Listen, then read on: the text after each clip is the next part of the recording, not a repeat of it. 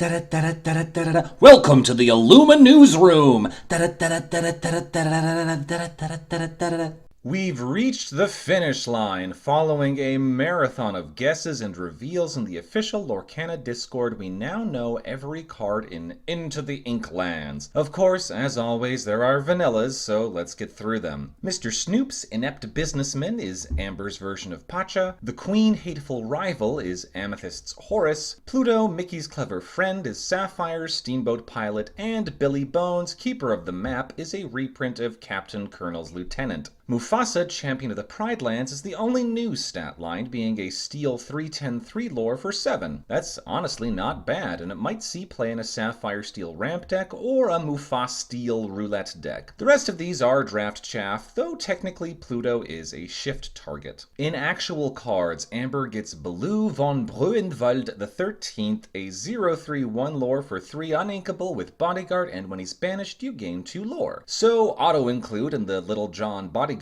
deck, and will likely see play in other Amber decks, particularly aggro decks, as he's basically free lore. Then there's Minnie Mouse, musical artist, a 1/3/1 lore for 2 with Singer 3, and when you play a Bodyguard, you may heal a character for 2. This seems borderline playable. She isn't as high a Singer as Sebastian for the same cost, but she's more survivable, and honestly 3-cost songs are more impactful than 4-cost ones. The issue is most song decks aren't really running Bodyguards, and I don't know what songs a Bodyguard deck would even be interested in. She still might see play in the Little John Bodyguard deck because she'll trigger a lot. Over in Amethyst, we got the third and final magic broom, the Big Sweeper, a 1/5/1 lore for 3 with while it's at a location it gets +2 strength. So this is going to be great in a broom focused deck because he can immediately move to the Sorcerer's Tower, otherwise this is just ignorable. A few folks predicted we'd see him. It's Magic Carpet Flying Rug, a 2/1/1 lore for 2 with evasive, and you can exert him to move a character to a location for free. Notably, he can move himself,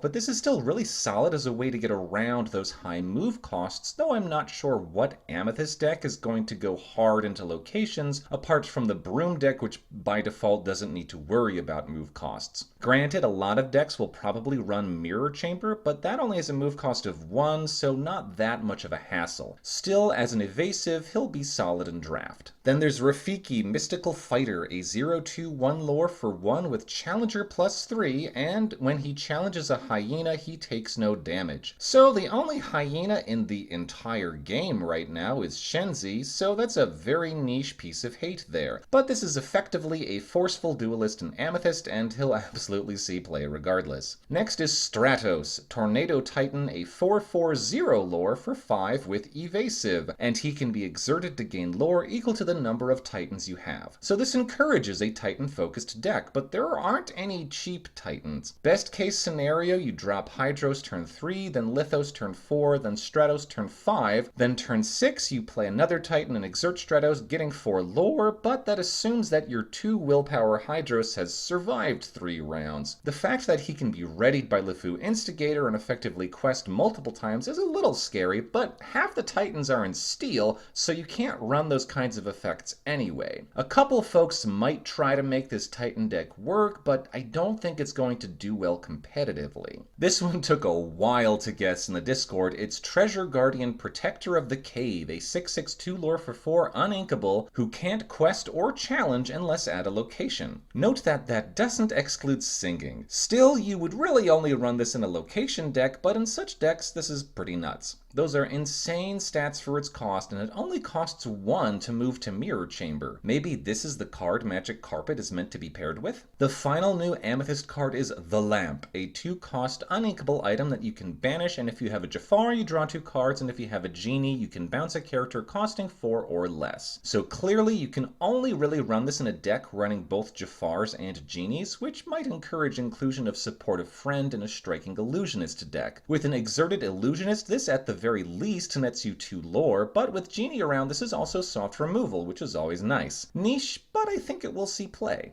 Off to Emerald, where we get Friar Tuck, Priest of Nottingham, a 2/4/2 lore for 2 with when you play him, each player with the most cards in hand discards a card. So a very solid effect, but flavorfully does not combine well with Prince John. Since Prince John helps you draw, in such a deck Friar Tuck might just make you discard instead, which is not particularly helpful. You definitely want to run one or the other, but Tuck definitely has the best stats we've seen so far for an on-play forced discard character. The only remaining Emerald card is Starlight Vial, a 4-cost uninkable item that you can exert to reduce the cost of an action by 2, or you can pay 2 and banish it to draw 2 cards then discard a card. This seems not bad and certainly more playable than Dr. Facilier's cards. On turn 4 you can drop this and play Strike a Good Match for free without needing to sink it, and later on you can sacrifice it to get the same effect. Action cost reduction still doesn't seem particularly great though, both because there aren't a lot of high cost actions and because sinking them tends to be better value. In Ruby we get Madame Medusa, the Boss, a 4/4/1 lore for 6 uninkable with when you play her, banish an opposing character with 3 or less strength. So this clearly has a similar vibe to Lady Tremaine with different trade-offs. Medusa is better against a wider board since you pick exactly what you want to get rid of, but Tremaine can get rid of anything. It should be noted that very few characters with more than 3 strength actually end up seeing play, which is why you never see anyone run World's Greatest Criminal Mind. But there are a few, and Striking Illusionist and Spirit of the Ocean will both be immune to this. A solid card particularly in draft, but I don't think Medusa will be dethroning Imperious Queen. The final Ruby card is an action. On your feet, now! Which for 4 uninkable lets you ready all your characters and deal 1 damage to each of them, and they can't quest this turn. The only deck I really see this seeing any play in is a Grandpappy deck, since this gives you a lot of possibilities for healing, but the problem there is it costs 4 and isn't singable, so this requires you have your board fully set up with Grandpappy already in play and being allowed to survive a full round, unless you think you're doing this with 11 ink, which, though definitely feasible for Sapphire, is quite a while to wait. I think in such decks, if they see any play at all, will run maybe 1 or 2 copies of this as a surprise gotcha to push for the win. Otherwise, this is a bulk rare that will sit in binders. For Sapphire, we got Captain Amelia First in Command, a 1/5/1 lore for 3 who gets evasive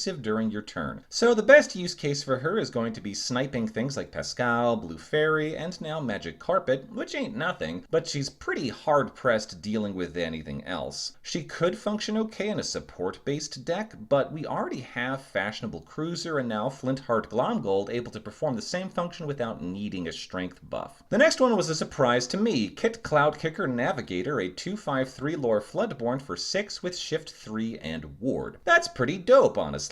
Play Tough Guy turn 3, Shift on Navigator turn 4, quest for 3 with a body too big for Fox to deal with and who can't be hit by actions. With Ward, and being in Sapphire, it's not even too far-fetched to consider hard casting him at 6 ink. That makes him 3 lore that can't be interacted with, and if you ramped, you don't need to worry about Be Prepared yet. Adding to the potential playability is another shift target, Kit Cloudkicker Spunky Bear Cub, a 0/1/1 lore for 1 with Ward. Now that there's a 1-drop, I think we can actually start making that Emerald Sapphire Oops All Ward deck. Spunky Bear Cub's stats are otherwise pretty miserable, but he does mean you can drop Navigator on turn 3. Play Bear Cub turn 1, leave him ready turn 2, then shift for your much better body on turn 3. It could work. Debuting in this color is The Queen, Mirror Seeker, a 2/5/1 lore for 4 with when she quests, do a reflection. Now that's much better as a repeatable on-quest ability, and the stats ain't half bad either. Still, given that she doesn't actually draw, I'm not sure she'll see play outside draft. There are usually better things to do on turn 4 in Sapphire, like playing Flaversham or the new Grandma Tala. More exciting is the Heart of Tefiti, a 3 ink item that you can exert and pay 2 ink to ink the top card of your deck. So this is a variant of Fishbone Quill, letting you ink without burning resources from your hand, but at an ink cost instead. I think Quill will still see play, particularly in a steel deck that can refill your hand with a whole new world, but I think the Heart will have a place as well and will start showing up in Sapphire builds. The final new Sapphire card is also the final location, McDuck Manor, Scrooge's Mansion, a 1/9 2 lore for 4 with no ability. This is the highest willpower we've seen on a location and honestly might see play just for that and its 2 lore. It can't be killed by Lady Tremaine or Be Prepared, and Maui would need his hook to take this out in one hit. This honestly might be what lets Sapphire Ruby compete with Amethyst Ruby, since you can drop it fearlessly into an obvious Be Prepared, and that's funny to me since this is just a common. However, remember that Amethyst is getting a very similar card in Mirror Chamber, so this particular matchup might come down to who draws their location. Moving to Steel, we get Gustav the Giant, Terror of the Kingdom, a 6/6/1 lore for 3 who enters play exerted and doesn't ready at the start of your turn. But whenever one of your other characters banishes a character in a challenge, you may ready him. So there's no limit and no anti-quest restriction on that readying, so if the board is set up so you can challenge and kill multiple opposing characters, he can quest multiple times, but only for 1 lore. While I find the image of 2 Gustavs taking turns readying each other very amusing, this just seems like a worse version of Treasure Guardian. Spelunking along with his girlfriend is Mickey Mouse, Stalwart Explorer, a 3/3/1 lore for 3 who gets +1 strength for each location you have. Most of the time this is best case going to be a Horus, but you might have 2 or 3 locations in play, in which case he'll